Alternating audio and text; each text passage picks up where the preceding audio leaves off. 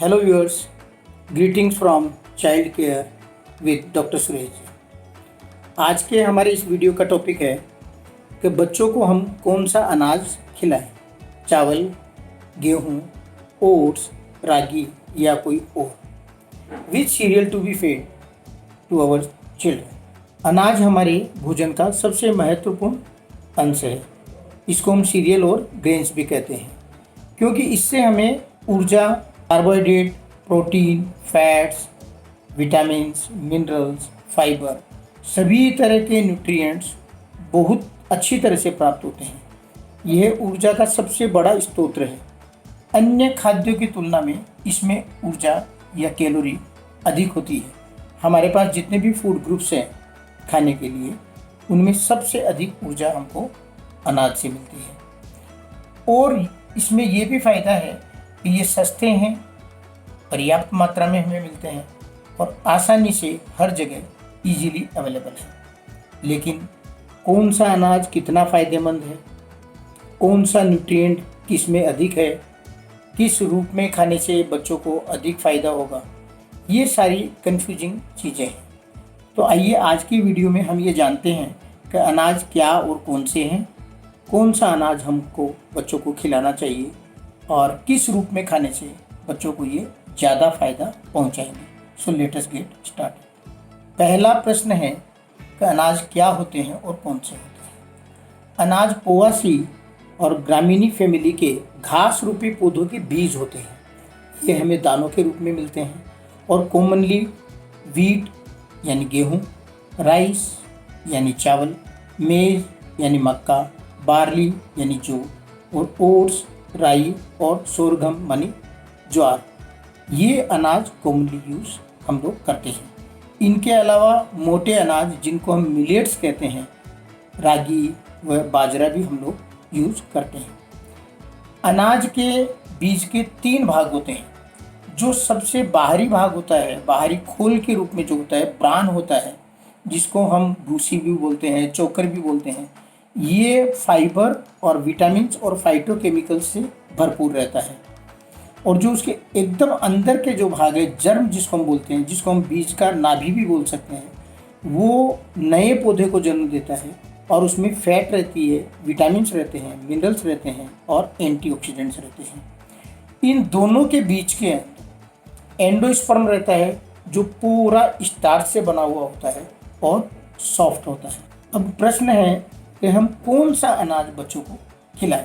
जैसा कि हम सभी जानते हैं कि 6 महीने तक बच्चे को सिर्फ माँ के दूध से हर तरह का न्यूट्रिशन मिल जाता है, तो उसको अन्य किसी खाद्य की ज़रूरत नहीं होती है। जब बच्चा 6 महीने का हो जाता है, उसके बाद में हम उसको दूसरे तरह के खाने खिलाने शुरू करते हैं। ये जितने भी दूसरे तरह के खाद्य पदार्थ हैं, जिनको हम फूड ग्रुप्स कहते हैं, उनमें अनाज एक ऐसा खाना है, कई तरह के न्यूट्रिएंट्स बच्चे को मिल जाते हैं 6 महीने से।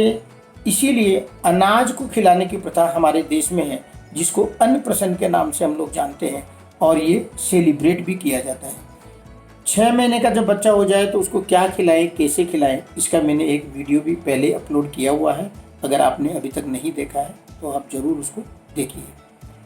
अलग अलग देश में, अलग अलग क्षेत्र में अलग अलग स्टेपल फूड है। उनके उत्पादन की मात्रा, अलग वातावरण, अलग जलवायु, अपनी अपनी पसंद को लेकर के हर देश में या हर राज्य में अलग अलग तरह का अनाज खाया जाता है, जिसको हम स्टेपल फूड कहते हैं। हमारे देश में मुख्यतः स्टेपल फूड गेहूँ है, चावल है या मक्का है। हमारे बच्चों को भी हमको इन्हीं स्टेपल फूड को खिलाना चाहिए, क्योंकि जो लोकली प्रोड्यूस होता है, जो इजीली अवेलेबल रहता है, जो चीप होता है और जो ट्रेडिशनल रहता है, मतलब कई हमारी पीढ़ियाँ इनको खाती आ रही हैं, इस तरह का अनाज ही हमको भी बच्चों को खिलाना चाहिए, बजाय उसके कि जो हमको बाहर से मंगाना पड़े। वैसे भी कुछ सामान्य डिफरेंसेस को छोड़कर इन अनाज की फूड वैल्यू और इनकी न्यूट्रिशन वैल्यू करीब करीब सेम ही रहती है। कंपोजिशन वाइज मोटे रूप में सेम ही होते हैं। जैसे कैलोरी सभी में करीब करीब 350, प्रोटीन 7 से 12 ग्राम और कार्बोहाइड्रेट 65 to 75 ग्राम पर 100 ग्राम्स होते हैं। किसी किसी अनाज में कोई कोई एक विशेष गुण होता है जिसके आधार पर हम एडिशनली ये बच्चों को खिला सकते हैं। मेरे हिसाब से विनिंग फूड के हिसाब से हमको एरिया वाइज जो स्टेपल फूड है वो ही हमको शुरू करना चाहिए। राइस ईटिंग एरिया में अगर हम रहते हैं तो राइस खिलाइए, वीट ईटिंग एरिया में अगर हम रहते हैं तो वीट खिलाइए, क्योंकि बच्चे को आप अगर स्टेपल फूड खिलाएंगे तो फिर बाद में बच्चे को हमको खाना खिलाने में कभी भी परेशानी नहीं होगी।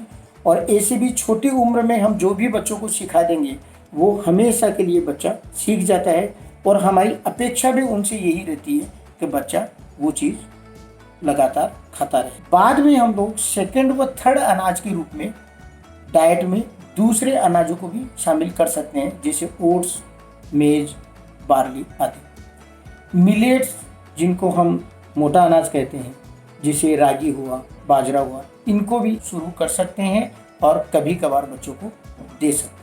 कहने का मतलब है कि अगर आप राइस ईटिंग एरिया में रहते हैं, आप वीनिंग के समय में सबसे पहले बच्चे को राइस ही शुरू करिए, और जब बच्चा राइस खाना अच्छी तरह से सीख जाए तो आप उसको वीट भी खिलाना शुरू कर सकते हैं। जब वीट भी वो खाना सीख जाए तो फिर आपकी इच्छा अनुसार अगर आप चाहें तो उसको ओट्स, रागी, मेज, बार्ली या बाजरा भी खिला सकते हैं।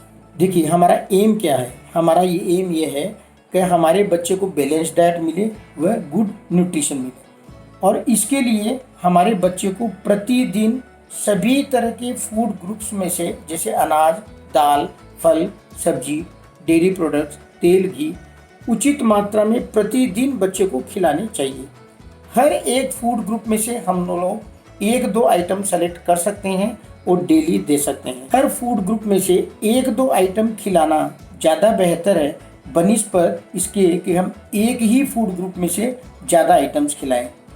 वेराइटीज़ अनाज की जगह अगर हम अनाज व दाल का मिश्रण, अनाज व फल व सब्जी का मिश्रण अगर बच्चे को खिलाएं तो ये ज़्यादा न्यूट्रिशियस होता है, ज़्यादा बेनिफिशियल होता है, ज़्यादा हेल्दी होता है।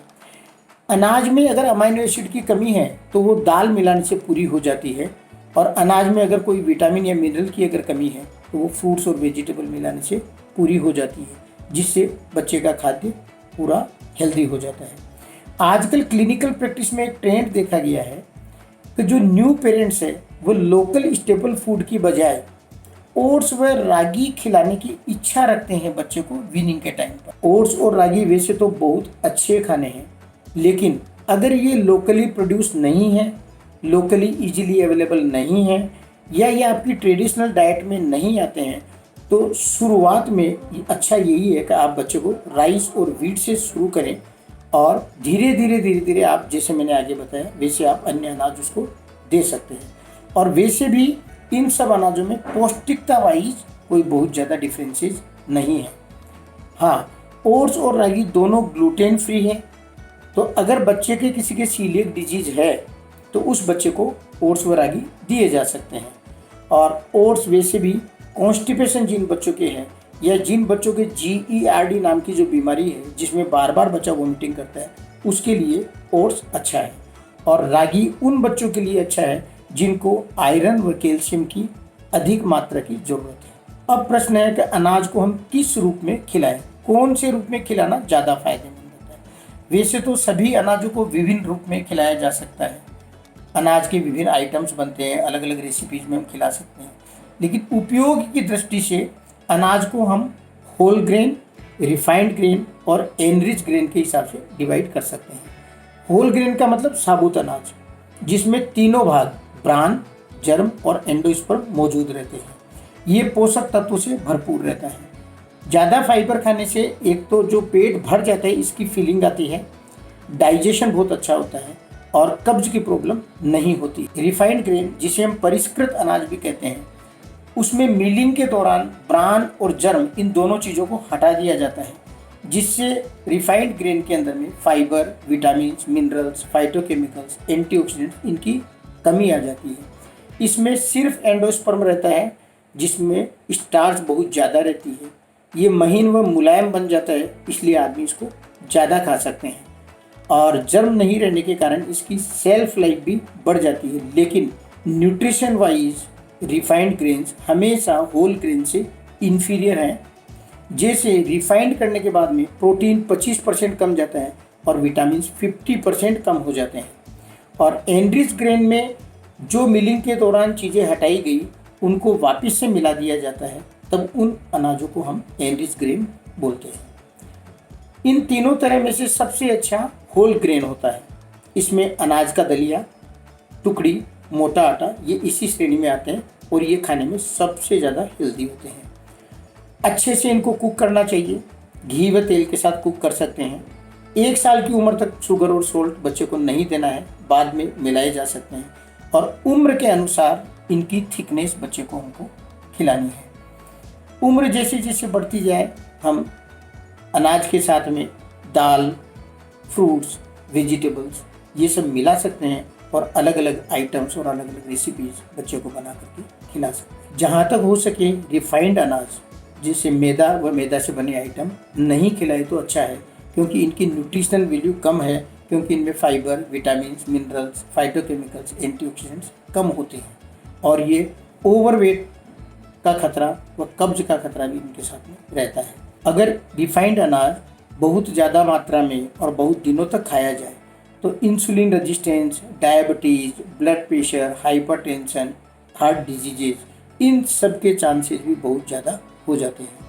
इन शॉर्ट, हम बच्चों को जो भी अनाज खिलाते हैं उस अनाज का major portion locally produced, locally and easily available, traditional, socially and culturally acceptable, whole grain, साबुत अनाज अगर अपन दे बच्चों को तो उनकी ग्रोथ एंड डेवलपमेंट अच्छा रहता है, बच्चे हेल्दी रहते हैं और हम भी खुशी रहते हैं। अगर आपको ये वीडियो पसंद आया तो आप इसको लाइक करिए, शेयर करिए अपने सगे संबंधियों के साथ, फ्रेंड्स के साथ, जिससे सभी को इसका लाभ मिले। कोई भी अगर आपकी क्वेरी हो तो आप कमेंट बॉक्स में लिखिए। अगर आपने अभी तक चैनल को सब्सक्राइब नहीं किया है तो सब्सक्राइब करिए, जिसमें बच्चों से रिलेटेड जितने भी हेल्थ वीडियोज़ हैं उनका सबका आप लाभ उठा सको। Thank you very much.